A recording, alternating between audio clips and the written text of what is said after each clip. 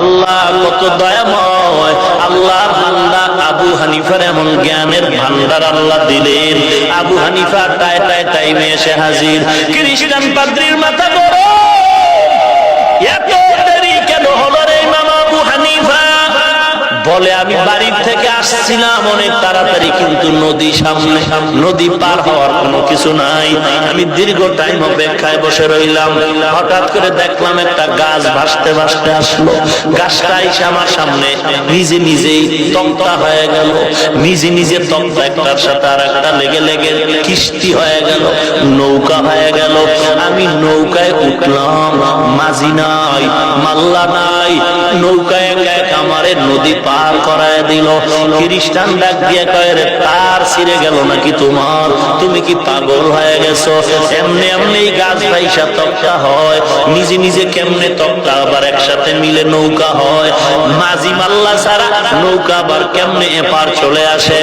ইমাম আবু হানিফা বলে, তাহলে কেমনে? বলে, অবশ্যই এর পেছনে একজন মিস্ত্রি দরকার। আল্লাহর বান্দা আবু হানিফা ডেকে বলে, ও খ্রিস্টান পাদ্রী, জবাব নাও।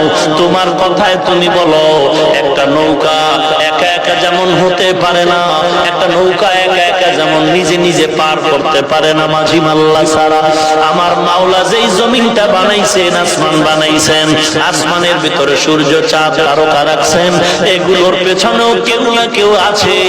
মিস্ত্রি না থাকলে সূর্য চলার কোনো উপায় থাকে না। তিনি কে? আরো জোরে বলেন। তিনি আর কেউ নয়, তিনি হলেন আমার আল্লাহ। খ্রিস্টান বলে, আরো কিছু প্রশ্নের জবাব দাও।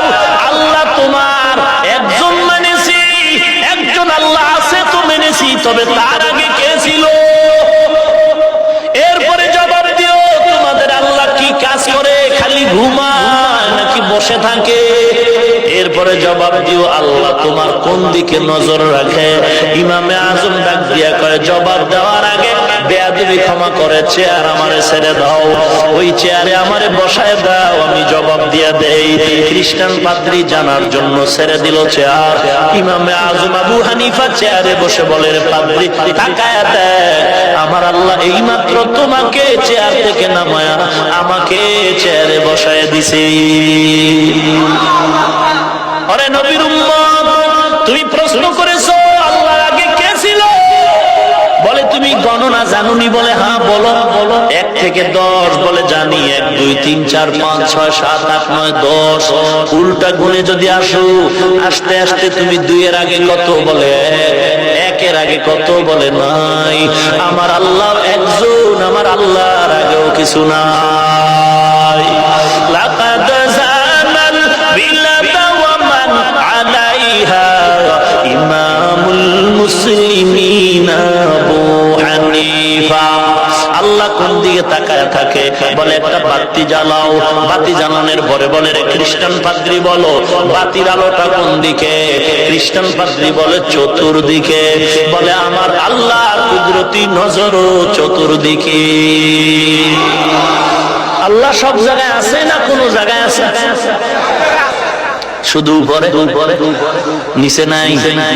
তাহলে অনেকে বলে, উপরে আল্লাহ, তুমি নিচে ইল্লাহ।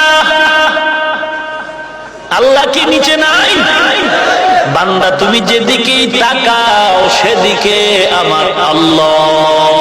ফাআইনামা তুওয়াল্লু ফাসাম্মা ওয়াজহুল্লাহ।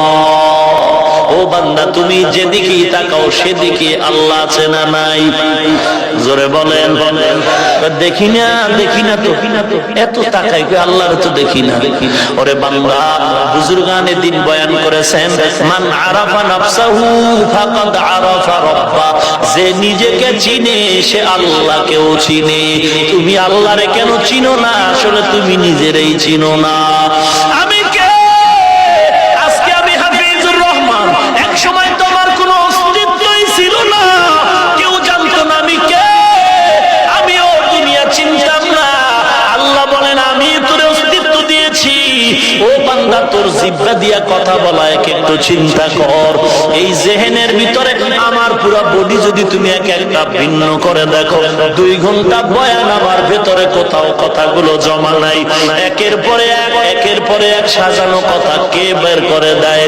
ওরে বান্দা, একটা মেশিন চলে 2 ঘন্টা চলার পরে ফ্যানের বাতাস দিয়া ঠান্ডা করো, মাইক গরম হয়, মাউথ গরম হয়ে যায়।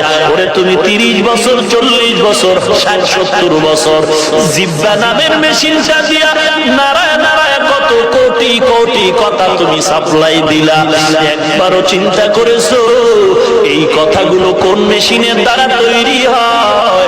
যদি একবার তালাশ করতি খুঁজে পাইতি, কেউ না, তিনি আমার আল্লাহ। ওরে বান্দা, সে আল্লাহকে এখনো চিনো নাই রে মুমিন। ইমাম মালিককে প্রশ্ন করা হলো, আল্লাহ যে একজন, কোন দলিল আছে নাকি?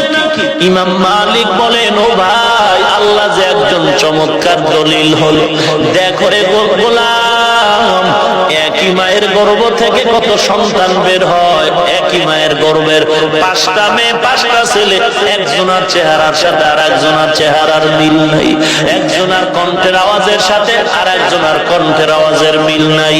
ওরে আল্লাহর কুদরত ধরে কেন বান্দা তুমি আজ আল্লাহরে চিনো না? আল্লাহর জমিনে থাইকা কেন তুমি আল্লাহরে মানতে পারলা না? ওরে কয়দিন আর বাহাদুরি করবি রে যুবক, কয়দিন আর আল্লাহর বিরোধিতা করবা? আজকে এত বয়ানের পরেও কেন তুমি দাঁড়িয়ে রাখতে চাও না, নামাজ পড়তে চাও না?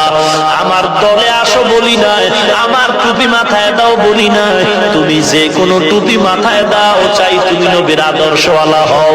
আমি 5 কল্লি টুপি মাথায় দিলাম, এই জন্য আমি বলবো না যে সবাই 5 কল্লি মাথায় দাও, কারণ আমার ইমানের হালাতের কথা বলছি। 5 কল্লি টুপি আমি মাথায় দিলাম, তবে অন্য টুপিওয়ালাকে আমি হিংসাও করি না, বাঁকা নজরও দেখবো না। আমি গোল লম্বা জামা, কলার ছাড়া জামা পরলাম, যারা অন্য পোশাক পরেছে আমি হিংসাও করি না, বাঁকা নজরও দেখি না। আমি কওমি মাদ্রাসায় পড়েছি, কওমি মাদ্রাসায় পড়েছি, হাটহাজারী থেকে শুরু করে মেখল পটিয়া মাদ্রাসা, উজানি মাদ্রাসা, এরকম হাজার হাজার মাদ্রাসা, কওমি মাদ্রাসা, যেই মাদ্রাসায় 40 বছরের ইতিহাস বাঙালি প্রমাণ করেছে, যেখানে লেখাপড়ার দ্বারা কোনো সার্টিফিকেট নাই, কোনো চাকরি নাই। আমরা বেলুলেস মোল্লার দল, আমাদের কোনো টাইম নাই। এক সময় অনেকে বলতো কওমি মাদ্রাসার আলেমরা হলো বোবা, কথা বলতে জানে না। আল্লাহর শুকর, অহংকার করছি না রে ভাই, শুধু বাংলাদেশ কেন, সারা দুনিয়াতে যদি তালাশ করো আমাদের কওমিদের অবদান ফালায় দিতে পারবা না।